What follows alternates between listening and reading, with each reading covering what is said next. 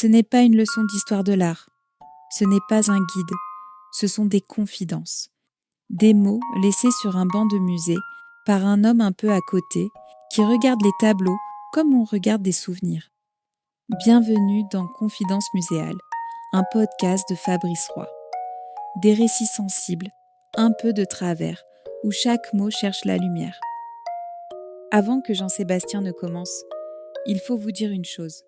Vous n'allez pas voir le tableau, parce que parfois, regarder avec les yeux, ça empêche d'écouter. Alors, laissez vos paupières tranquilles, et si vraiment vous voulez le voir, on vous le montrera à la fin. Mais ce ne sera peut-être plus tout à fait le même. Je crois que je fais parfois des choses inconsidérées. Pas dangereuses, non, juste légèrement absurdes, comme décider un samedi soir que le lendemain à l'aube, Lucie et moi partirions à Lille pour aller voir quelque chose de très froid. C'est ce que je lui ai dit. Elle a levé un sourcil, puis l'autre, puis elle a conclu « Papa, c'est bizarre, mais intéressant, on y va ». C'est ainsi que nous nous sommes retrouvés, Lucie et moi, encore endormis dans un train filant vers le nord. Elle avait emporté un thermos de chocolat, par sécurité émotionnelle, disait-elle. Pendant le trajet, Lucie dessinait des glaçons imaginaires sur la vitre embuée. Je lui ai dit « Tu vas voir, Claude Monet a peint une glace qui bouge. » Elle a répondu « Très bien papa, mais je te préviens, si ça ne bouge pas vraiment, je te donne un malus. » Arrivés à Lille, le ciel avait cette couleur de laine humide qu'on ne trouve que dans le nord. Nous avons marché jusqu'au Palais des Beaux-Arts en zigzagant entre les flaques, comme si on participait à une expédition polaire. C'est ainsi que nous avons poussé la porte du musée. À l'intérieur, l'air sentait la pierre froide et latente. Nous avons traversé les salles, un peu égarées, jusqu'à tomber sur une paroi pâle. Il y avait cette toile, La Débâcle, Claude Monet, 1880. On est resté là, sans bouger, comme des chiens de chasse qui auraient trouvé un morceau de passé. Un fleuve, la glace, la lumière pâle. Sur le tableau, la scène est prise entre deux états, plus vraiment gelés, mais pas encore libres. Les blocs de glace s'entrechoquent comme des morceaux de souvenirs qui ne veulent ni partir ni rester. Le ciel est d'une timidité grise, et les arbres sur la droite ont cette allure d'êtres qui ont trop vu l'hiver pour croire encore au printemps.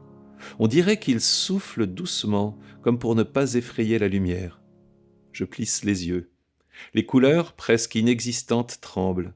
Des bruns maigres, des bleus affadis, un jaune que Monet a dû poser du bout du pouce, comme quelqu'un qui sort d'un chagrin trop long et qui se dit « Je vais peut-être tenir encore un peu ». Et alors je me souviens. En 1880, Monet est à Véteuil. Camille, sa femme, est morte 1 an plus tôt. Ses dettes l'accablent, l'hiver est atrocement froid. Monet peint parce que peindre, c'est rester vivant. Et dans cette débâcle, ce qui craque, ce n'est pas la glace, c'est le cœur. Je reste devant le tableau et je sens quelque chose dans ma poitrine, un vieil écho que je connais trop bien. Parce que moi aussi j'ai eu mon hiver, mon Véteuil à moi. Quand Emma est partie, un matin d'avril, j'ai cru que je ne verrais plus jamais la lumière. Je me rappelle avoir regardé la fenêtre sans la voir.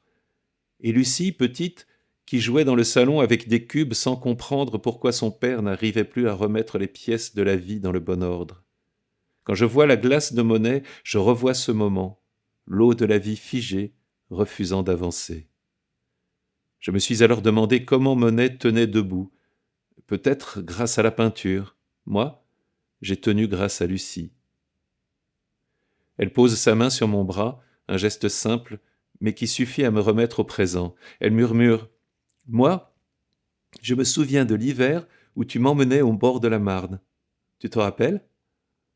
Elle adorait l'hiver, quand elle avait 7 ou 8 ans. Nous marchions là où l'eau hésite, comme un enfant à un carrefour. L'hiver, les plaques de glace crépitaient sous le vent, et Lucie éclatait de rire. « Papa, on dirait des assiettes qui se disputent. » Elle avait cette manière de regarder l'eau, concentrée et curieuse, comme si chaque reflet cachait un secret qu'elle seule pouvait deviner. En regardant le tableau, j'ai revu cette scène. Ses gants trop grands, ses cheveux fous sous son bonnet bleu, ses yeux qui cherchaient toujours un endroit où la lumière se pose, même la plus fragile. Nous nous approchons du tableau, tellement près que nous risquons d'activer l'alarme. Les touches de Monet vibrent, il n'explique pas, il suggère. Les contours ne sont pas nets comme les souvenirs qui s'usent, et pourtant tout est vrai. Tout respire le froid, l'attente, l'impalpable. Monet ne peint pas la glace, il peint le temps qui passe et qui casse. Lucie me dit « C'est très toi ça, tu fais pareil avec les choses qui te font peur. Tu les observes longtemps jusqu'à ce qu'elles fondent un peu. » Je murmure « Monet a mis son chagrin dans l'eau, moi je mets le mien dans mes carnets. À chacun sa débâcle. » Je m'assois sur un banc, Lucie vient à côté. Je ferme les yeux, je respire. Le tableau s'efface, mais son écho reste comme un frisson dans la mémoire. Et je me dis que finalement, la débâcle n'est pas seulement un moment où la glace se brise, c'est le moment où l'eau recommence à bouger, à avancer, à laisser le fleuve redevenir fleuve. Quand nous sortons du musée, il pleut, mais une pluie légère, presque complice. Je souris. Je n'ai pas de parapluie, mais j'ai une lumière de Monet au fond de la poche, et pour l'instant, cela suffit. Le train du soir est reparti comme une flèche dans le noir. Lucie et moi, nous sommes assis près d'une fenêtre où la nuit se colle comme un chat possessif. Le wagon sentait le chauffage électrique et les sandwichs pas très assumés. Lucie posa sa tête contre la vitre, puis soupira longuement. Un de ces soupirs qui contiennent à la fois la fatigue, la pensée profonde et le simple plaisir d'être vivante. « C'était bien, papa. »« Oui, répondis-je doucement. Mais... Elle tourna vers moi un regard mi-boudeur, mi-rieur. J'aurais voulu que Pissarro vienne. Ah, oui, il aurait adoré la débâcle. Je pense qu'il aurait surtout adoré renifler les guides conférenciers, corrigeai-je. C'est pas faux, mais quand même, il aurait réfléchi devant le tableau. Réfléchi. Pissarro réfléchit beaucoup, tu le sais très bien. Et c'est vrai, ce chien a la capacité étrange de fixer un champ, un banc ou un morceau d'air comme s'il tenait un colloque intérieur sur la condition canine en zone urbaine.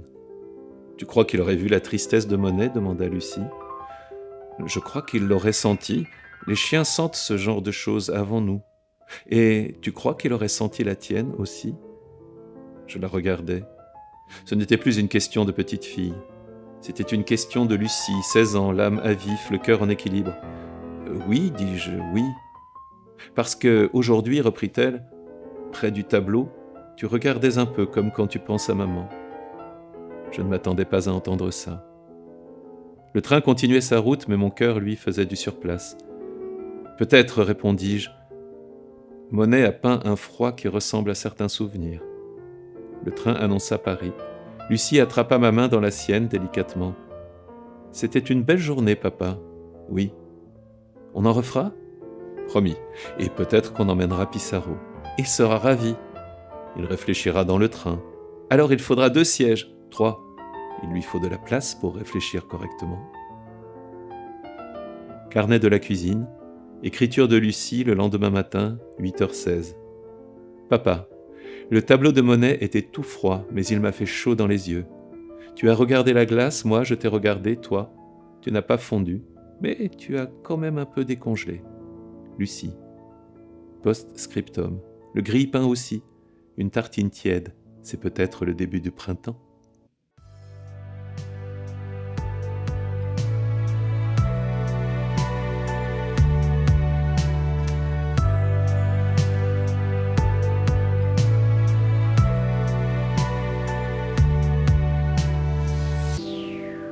Confidence muséale, une série imaginée et racontée par Fabrice Roy. Musique composée par Gabriel Fauré. Pour suivre les prochaines confidences, abonnez-vous.